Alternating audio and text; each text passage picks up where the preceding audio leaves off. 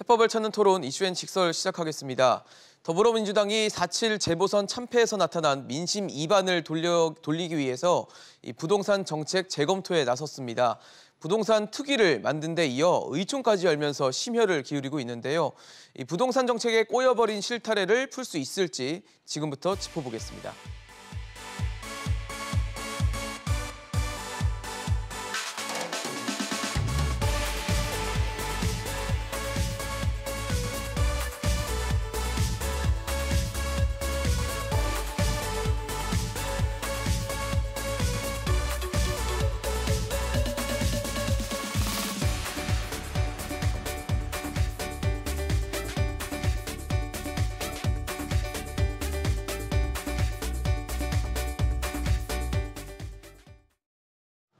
네, 오늘 함께해 주실 세 분 소개하겠습니다. 창조도시경제연구소 이재문 소장, 국민의힘 김연아 비상대책위원, 경실련 부동산건설개혁본부 김성달 국장 나오셨습니다. 어서 오십시오. 네, 안녕하세요.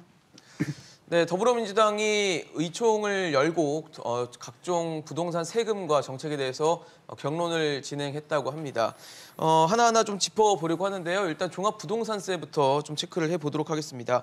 당초에 지금 현재 기준이 9억 원의 기준을 상향할 것인지 아니면 다른 방법을 택할 것인지 각종 얘기가 있었는데 결과적으로 지금 이제 특위에서는 상위 2%에게 종부세를 매기는 방식으로 결론을 내렸습니다. 이재문 소장님 어떻게 좀 보십니까? 이런 퍼센테이지로, 그러니까 액수에서 지금 퍼센테이지로 바뀐 거거든요. 그러니까 일단 지금 말씀하신 내용은 이제 어제서는 이제 종부세에 대한 거는 이제 다음 6월로 이제 연기했죠.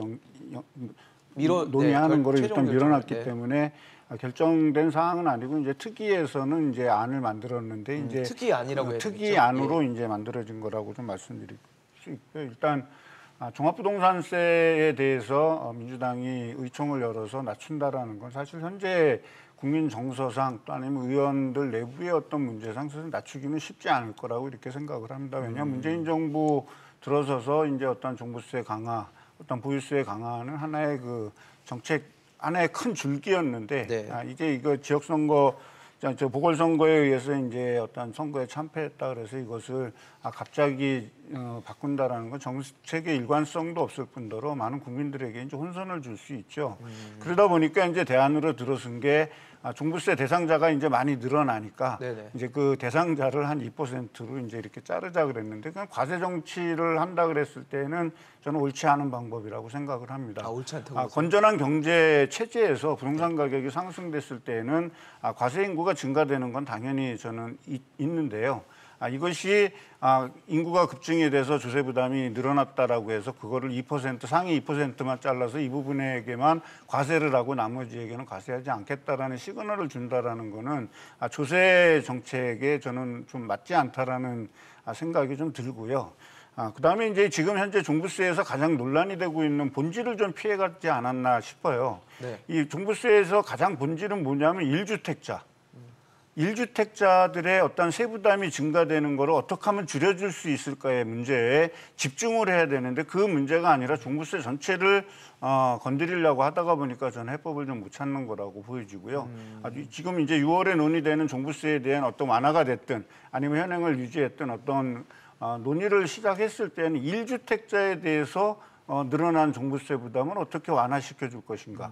그리고 그 1주택자가 대상으로 많이 늘어났을 때에는 그 1주택자 중에서 투기라든지 이런 것이 아니라 내가 강남에 산다는 이유만으로 세금을 많이 내야 된다 그러면 다소 좀 억울한 측면이 있지 않겠습니까? 실제 거주한다면. 예, 그렇죠. 네. 그런 부분들에 대한 어떤 개선 방안에 좀 집중이 돼야지 종부세 전체를 이런 식으로 다룬다라는 거는 이거는 미봉책에 불과하고 어떻게 보면 선거용이라고 볼 수밖에 없을 거라고 생각합니다. 김연아 위원님은 어떻게 좀 보셨어요? 지금 민주당의 부동산 세제 관련된 여러 가지 나오는 이야기들은 사실은 철학도 좀 부재하고 원칙도 없고 또 여러 가지 변동 가능성을 계속 내포하고 있습니다. 당초 선거 때 나왔던 얘기와 선거를 지고 나서의 얘기와 또 부동산 특위를 만들 때의 얘기와 지금 계속 오락가락하는 모양새를 보이고 있는데요. 어제 의총에서도 결론을 내지 못한 이유는 그런 원칙의 부재와 또 표를 의식한 그런 일시적인 미봉책이 결국은 의원들 간에서도 충돌을 일으켰던 거로 보고 있습니다. 의원들은 각 지역을 대표하다 보니까 자기 지역 실정에 따라서 이런 부동산 정책의 안이 가슴에 와닿기도 하고 또 전혀 남 얘기 같을 겁니다. 그럴 수도 아마 있죠. 서울 시내 의원들은 비교적 이런 완화책에 굉장히 수혜를 볼 수가 있는데 서울이 아닌 지역에 있어서는 사실상 종부세 대상도 많지 않거니와 네네. 오히려 양도세 부분, 그러니까 뭐 지방에는 주택 서울 한 채만큼도 안 되는 가격으로 그렇죠. 주택을 한 2채 정도, 3채 정도 갖고 계신 분들이 계신데 그분들 입장에서는 이게 누구를 위한 세제 혜택이냐 이런 반문이 나올 수가 있습니다. 그렇겠죠. 근데 그런 근본적인 원인은 아까 이제 김진표 위원장은 전체적인 세제의 큰 틀을 바꾼다라고 얘기를 하셨는데 그게 이렇게 몇 개월 만에 할 수 있는 일인가라는 생각이 들고 저는 무엇보다도 이제 올해 과세 지금 6월에 가표가 확정되고 재산세 부과하고 9월에 종부세 부과를 해야 되는데 그렇죠. 이 안에 어떤 의미 있는 변화와 표를 움직일 수 있는 정책을 만들려다 보니까 되게 졸속 정치 또 졸속 정책이 나오는 것 같습니다. 뭐 이번에 재산세 안에서도 나중에 또 세부적으로 말씀드릴 수 있는 시간이 예. 있겠지만 그냥 지금 잠시 세금에 대한 저항이 막 불꽃처럼 일어나는 것에 그냥 찬물 한 바가지 좀 쏟아붓는 정도 그리고 내년 대선과 지선만 좀 피해가자라고 하는 그런 좀 수가 읽히는 정책이라서 아마 정치권에서도 환영받지 못하고 전문가들 또 시민단체에서도 저는 환영받지 못할 그런 안이었다 생각합니다. 뭐 자연스럽게 국장님 의견도 궁금해지네요.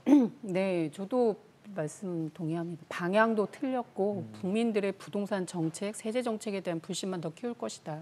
불신만 키울 것이다. 예, 없을 것이다 보는 게 사실 이제 정부는 종부세 대상 가구가 늘었기 때문에 네. 도입 초기에 취지를 찾아가면 축소하는 게 맞다라는 얘기를 좀 어느 정도 하시는 것 같습니다. 특위에서는.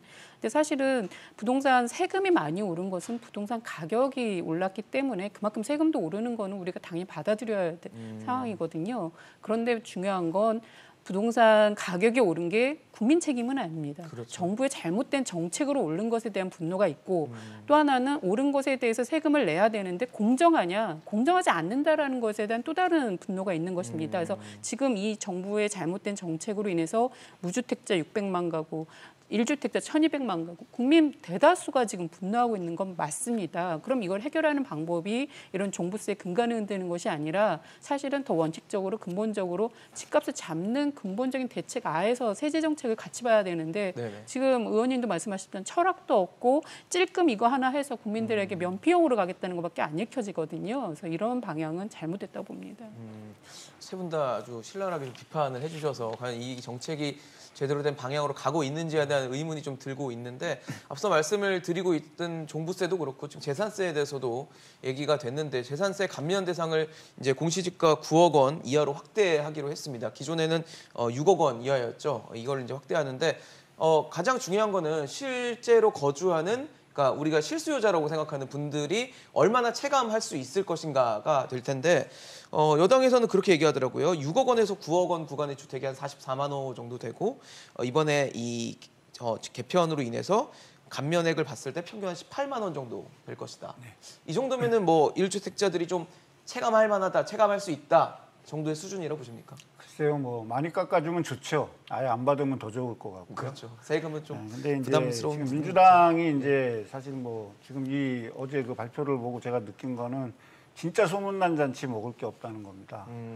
국민이 공감도 좀 안 되고 글쎄 재산세라는 세제 자체가 보유세 중에서 이제 모든 국민에게 이제 대상이 되다 보니까 저기 납세자가 제일 많지 않습니까? 그렇죠. 어떤 의미에서 보면 그 부분에서 이제 과표를 6억에서 9억으로 올려준 거에 대한 부분은 이제 타당성이 좀 있습니다.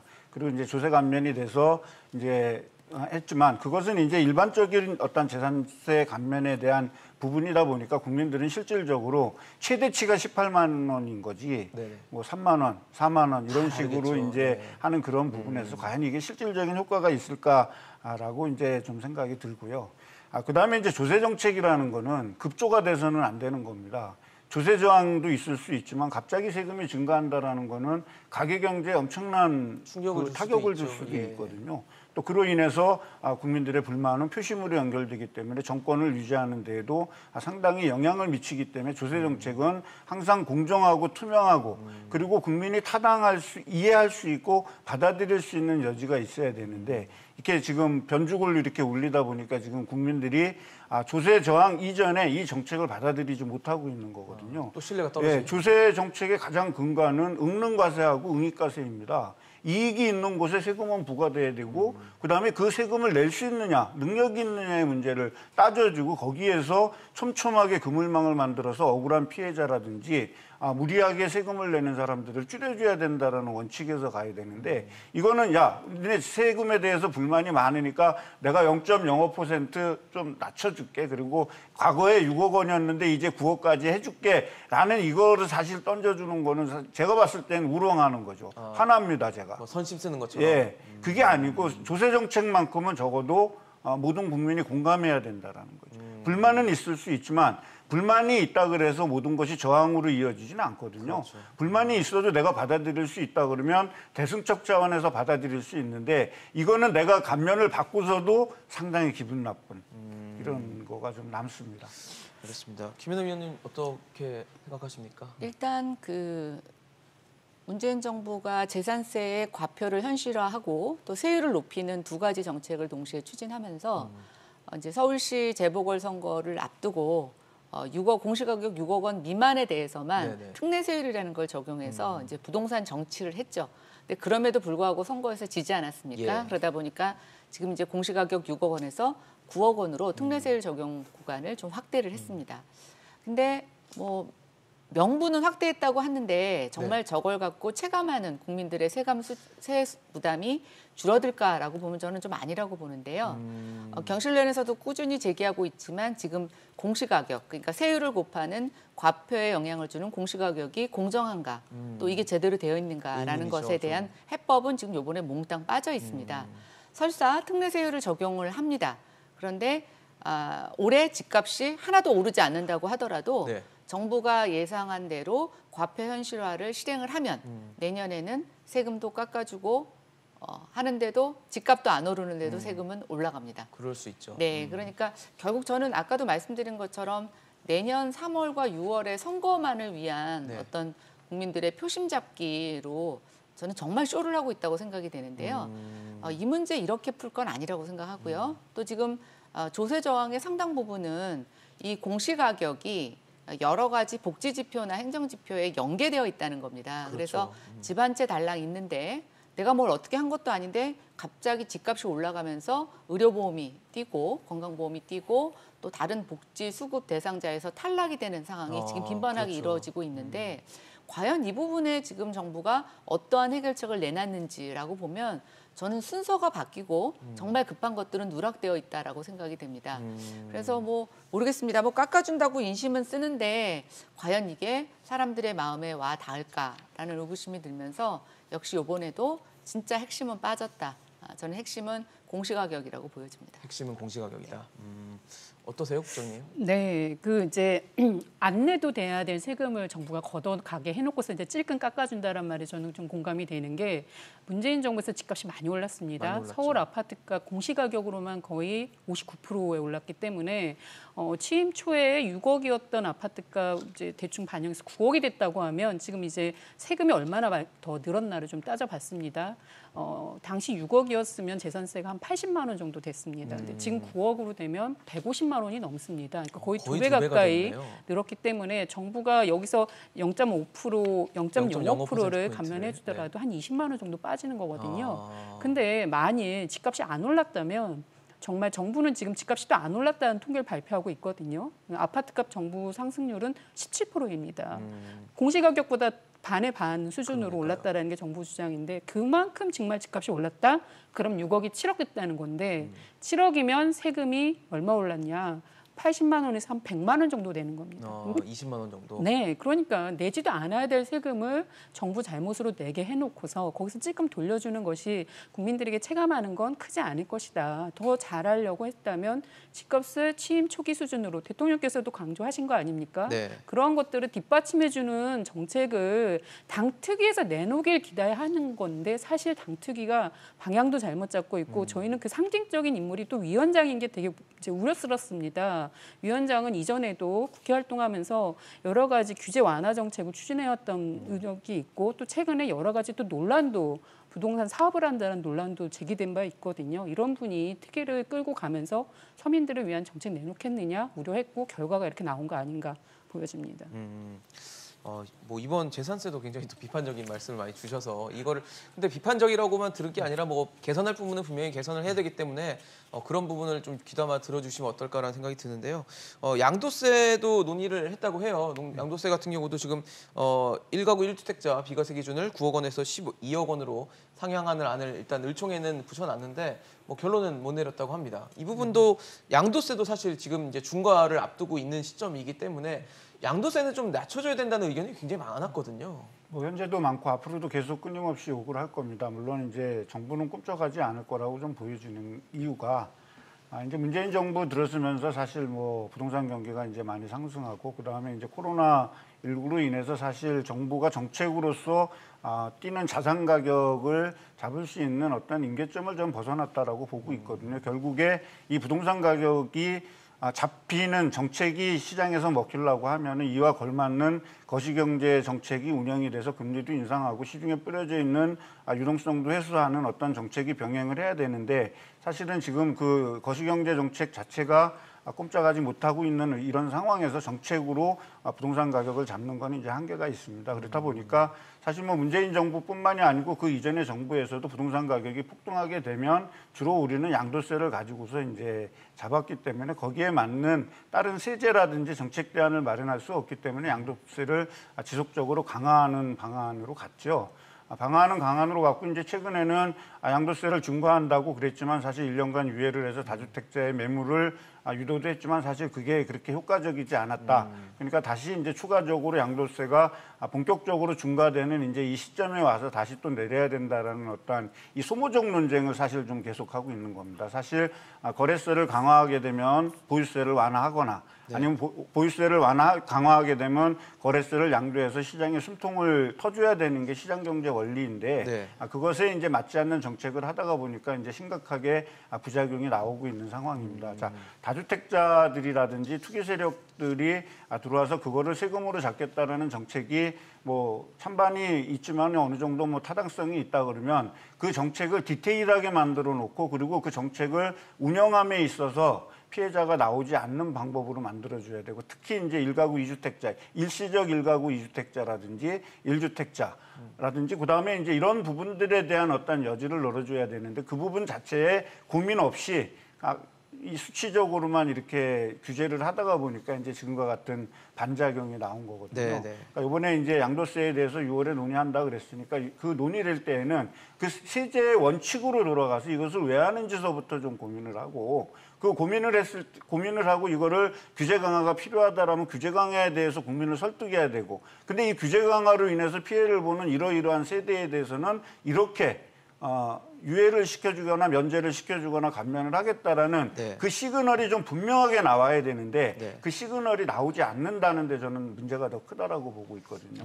그러다 보니까 조세에 대해서 왜곡도 많고 그다음에 그 조세에 따르는 가짜 뉴스들이 횡행하고 그 가짜 뉴스에 또다시 부정적인 여론이 계속 재생산되는 어떤 그런 문제들이 있다는 거를 좀 인식했으면 좋겠는데 국민이 민주당에 왜 180석을 줬는지에 대해서 아직도 모르는 것 같아요. 제가 봤을 때는. 단지 이 지방선거에 좀 패했다? 이거 하나 때문에 놀래가지고 야 지금 대선이 1년밖에 안 남았으니까 우리 뽑아야 되는데 야 이거 큰일 났으니까 이거 풀고 저거 풀고 이거 해야 되는 거 아니 제가 봤을 때 딱 그거거든요.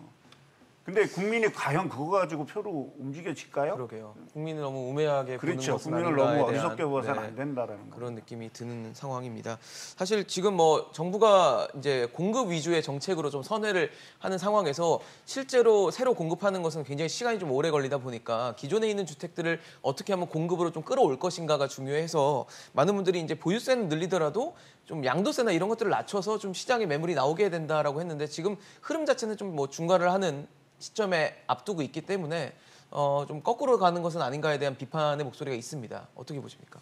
저는 이미 양도세를 갖고 매물을 나오게 하는 정책은 시장에서 신뢰를 잃었다고 생각이 됩니다. 예, 뭐 그게 혜택이라고 생각이 돼야 되는데 오히려 잦은 정책 변화로 인해서 자꾸만 더 갖고 있게 하거나 그다음 이 세제 자체가 너무 불합리하기 때문에 뭐 정권을 바꿔서 이건 바꿔야 되겠다 이렇게 생각하시는 분도 계시는 것 같고요. 그래서 어쨌든 시장에서 그 시장을 조절할 수 있는 그 기제로 작동하는 데 기능을 상실했다라고 봅니다. 그러면 이제 다시 원칙으로 돌아가야죠. 그렇죠. 소득이 생기는데 세금을 부과하는 것은 뭐 전 세계 또 만고불변의 원칙입니다. 그렇습니다. 그런데 지금 우리나라 부동산 관련 세금을 보면 다른 금융자산이나 뭐 주식 이런 실물자산 투자에 비해서 과도하게 세금을 매기고 있는 것은 분명합니다. 예, 그리고 취득 단계에서 세금을 매기고 보유세에서 세금을 또 그렇죠. 보유하고 있는 관계에서 세금을 매기고 또 거래, 팔 때 양도차익에서 세금을 매기는데 그렇죠. 이렇게 됐던 근본적인 원인은 과거에는 과표가 현실화되어 있지 않아서 굉장히 축소 신고를 하기 때문에 우리가 높은 세율로 그 이익을 환수했었습니다. 근데 2006년부터 우리가 이제 실거래가 신고를 하고 부동산 거래 금액을 등기부 등본에 이제 특히 등재를 하면서 등재하죠. 과거보다 그 부분에 있어서 시세 차익을 확보할 수 있는 데이터가 많이 마련이 됐는데요. 그럼에도 불구하고 세율은 과거보다 더 높이는 정책을 펼치고 있습니다.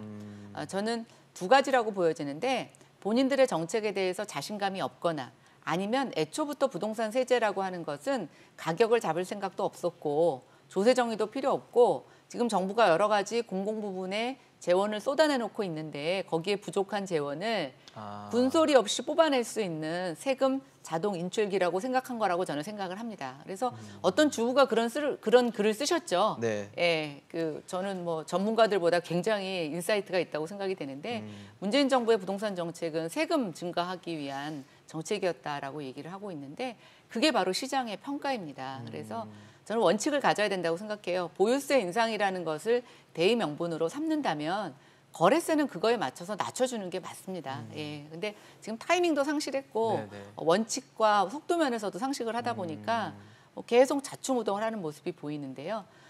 그리고 이제 우리가 양도세라는 게 너무 1주택자에 이게 이제 매몰되다 보니까 어떤 현상이 벌어지냐면 자꾸만 똘똘한 한 채를 네, 보유하려고 하는 비싼 숫자로 한 예 채로. 그렇게 해서 이게 오히려 고가 주택이 몰려 있는 특정 지역의 주택 수요를 더욱 유발하는 형태로 가져가게 됩니다. 그래서 예. 1가구 1주택이라는 게 굉장히 뭐 어떤 정치 슬로건으로는 그럴싸해 보지만 시장에서 작동하는 부분에 있어서는 주택 시장의 양극화를 더욱더 부추겼다라는 생각이 들고요. 거기에 대한 해법도 지금 세제에서는 전혀 나와 있지 않아서 양도세 부분은 저는 다시 기본으로 돌아가라. 예, 소득이 생기는데 과세하는 건 맞지만 네네. 그렇다고 하면 보유세와 취득 단계 세율과의 조율이 먼저 이루어져야 된다. 균형을 맞춰야 되는 네, 게 있죠. 그렇게 생각합니다. 사실 지금 뭐 이렇게 된다면 만약에 중과가 된다면 많은 분들이 집을 내놓기보다는 역시 또 상반기에 보였던 것처럼 증여를 하는 방식으로 그러니까 어쨌든 집이 매물이 나오지 않는 매물 잠김 현상에 빠질 것 같다는 생각이 들거든요. 예, 사실 이제 문정부에서 강화했다가 또 유예해주면서 네. 내놓으라고 했지만 사실 실적이 나타나지 않았습니다. 양도세 정책이나 부동산 세제 정책에 대해서 국민들이 받아들일 신호는 냉온탕 과거의 사례를 경험했기 때문에 또 풀어주는 순간 아니야? 정부가 떠받치려는 거 아니야? 버틸 수 있는 상황이구나라고 인식하게 되는 거거든요. 그래서 세제 정책을 그렇게 냉온탕식으로 가져가면 안 되는데 사실 과거에도 집값이 떨어지거나 경기가 안 좋으면 양도세를 면제도 해줬다가 네. 완화도 해줬다가 이러니까 이제 국민들이 더 불신하는 건 있다. 또 하나는 양도세는 줄이고 싶으면 양도 차익이 나지 않게 해주는 게 가장 근본적인 방법이겠죠. 근데 사실 정부는 양도 차익을 잔뜩 나게 해주고서 거기서 세금을 또 깎아주면 되겠느냐. 왜냐하면 소득은 늘지 않는 세상에서 양도소득은 불로소득에 가깝잖아요. 근데 불로소득에 대해서 제대로 환수조차 안 한다?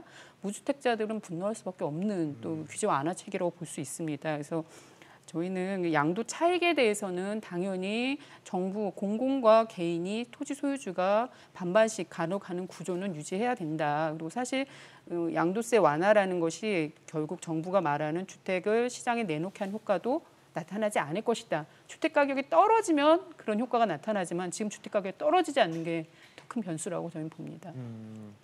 알겠습니다. 이번에는 대출 관련해서도 좀 짚어보도록 하겠습니다.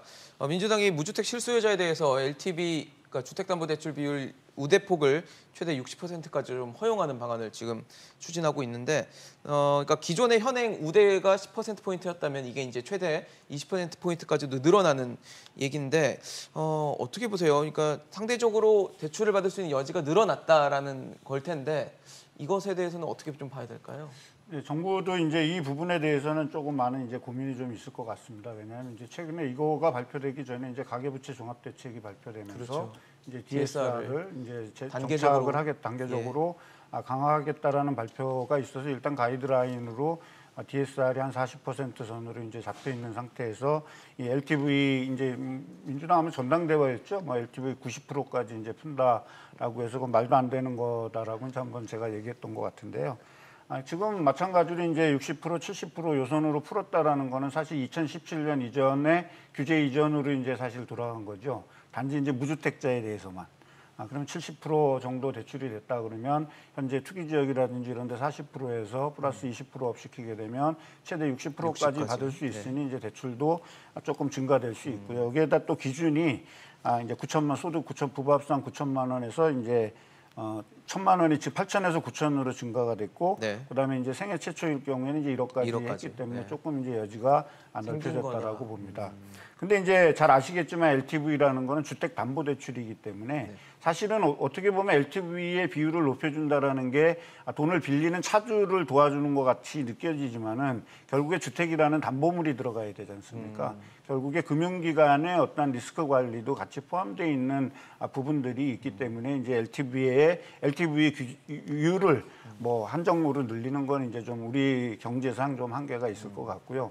이것이 이제 가계부채 대책하고 맞물려서 DSR을 얼만큼 유연하게 움직여줄 수 있느냐. 그러니까 아까도 말씀드렸지만 가이드라인은 40%를 잡았는데 이거를 무주택자라든지 이렇게 됐을 때 60%를 늘려준다라면 이제 이 DSR은 차주의 신용, 차주가 그렇죠. 부채를 상환하는 거죠. 상환 능력을 예. 기준으로 잡고 있기 때문에 그 리스크 전가를 어느 기관이 맡아야 된다라는 겁니다. 금융기관은 그거를 안 하려고 할 것이고, 금융기관은 가급적이면 대출을 줄이려고 할 것이고, 그다음에 정부는 좀 많이 줘서 무주택자들한테 좀 혜택을 주고, 또 마찬가지로 무주택자가 내가 집을 사고 있을 때 대출을 많이 받으면 초기자금이 좀 덜 부담스러우니까 그런 부분에 대한 제도 보완도 같이 좀 병행이 됐다라면 LTV를 올려준 실질적인 효과가 시장에 나타나지 않을까 생각을 합니다.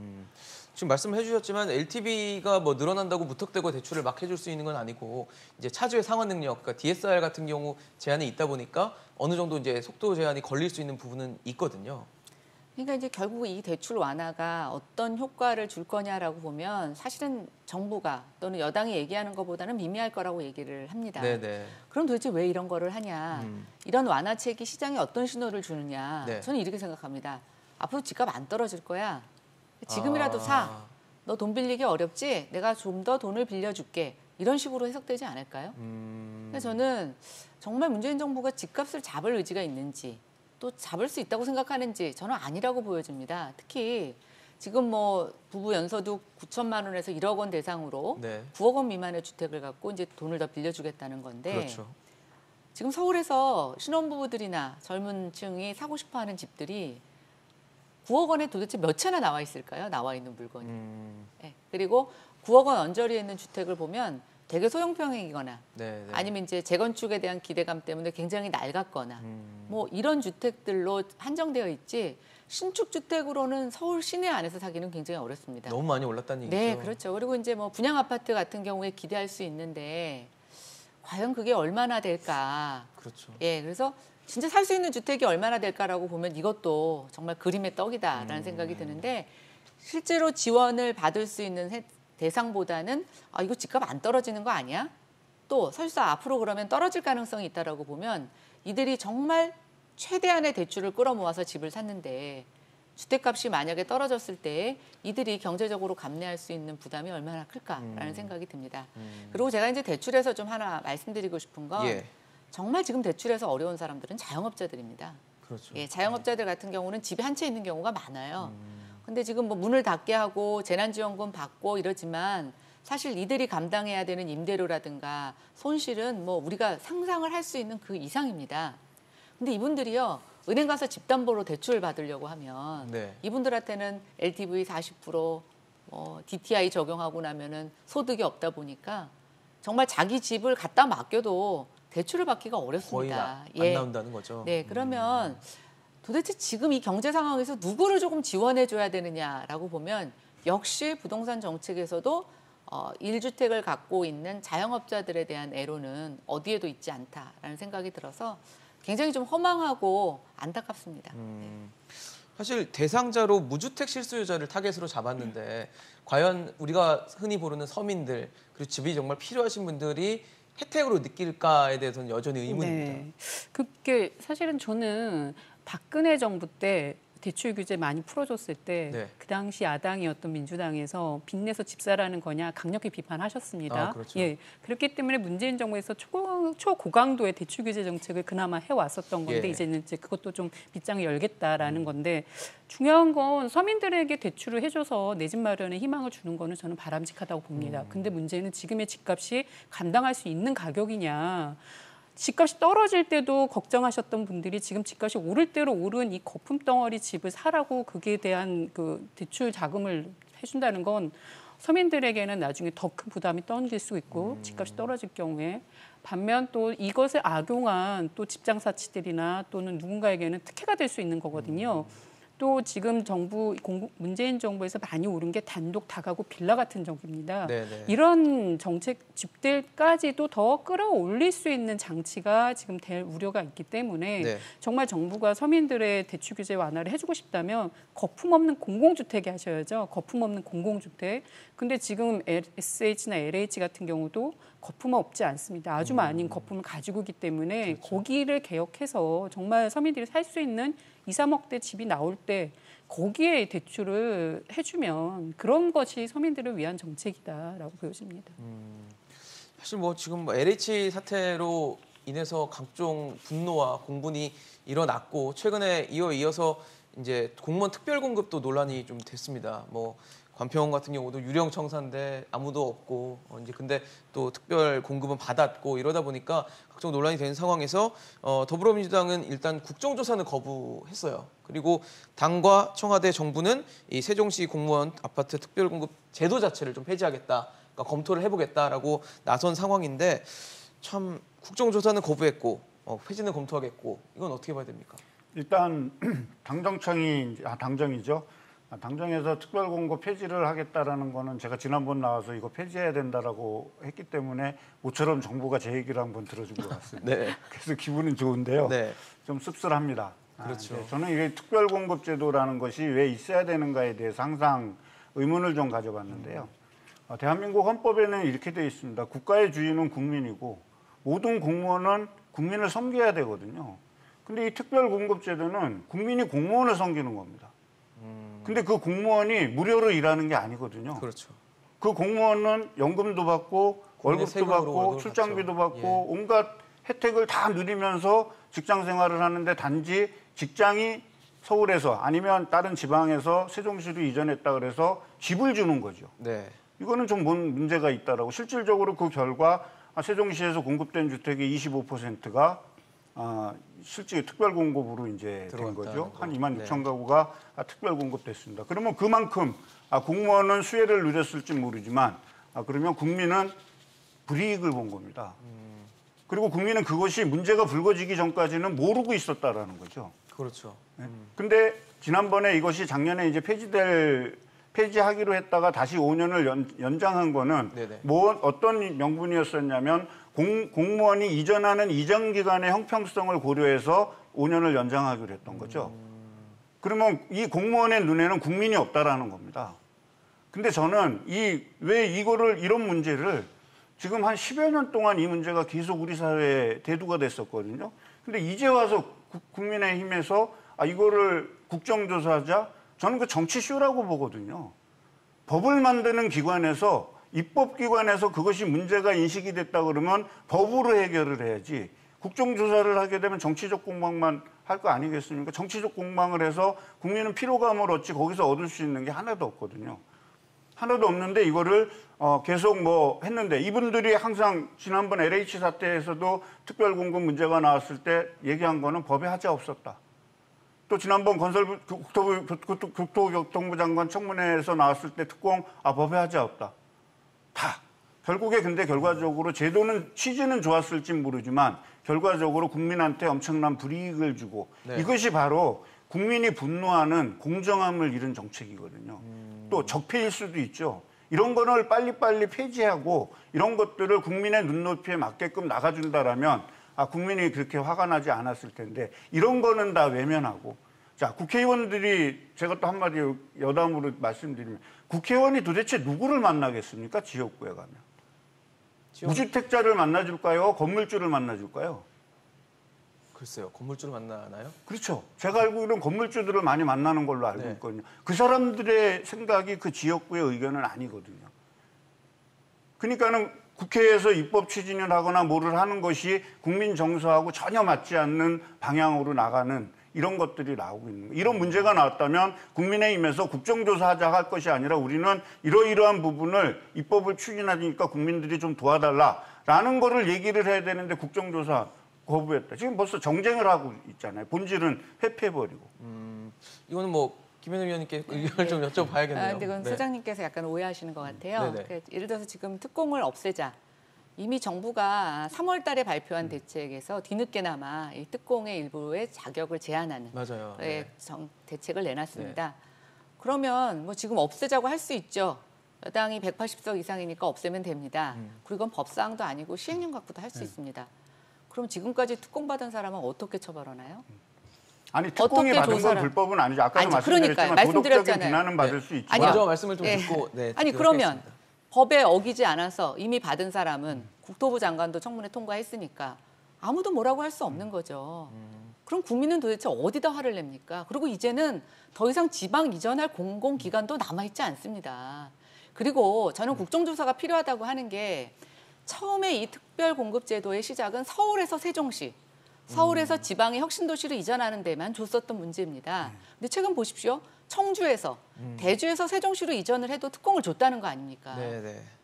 그리고 그게 규정이 있는 데도 있고 없는 데도 있고 경찰한테 맡겨보십시오. 규정에 있는 거는 아무리 가까운 데서 특별공급을 줘도 불법이 아니라고 할 겁니다. 규정이 있으니까. 그렇죠.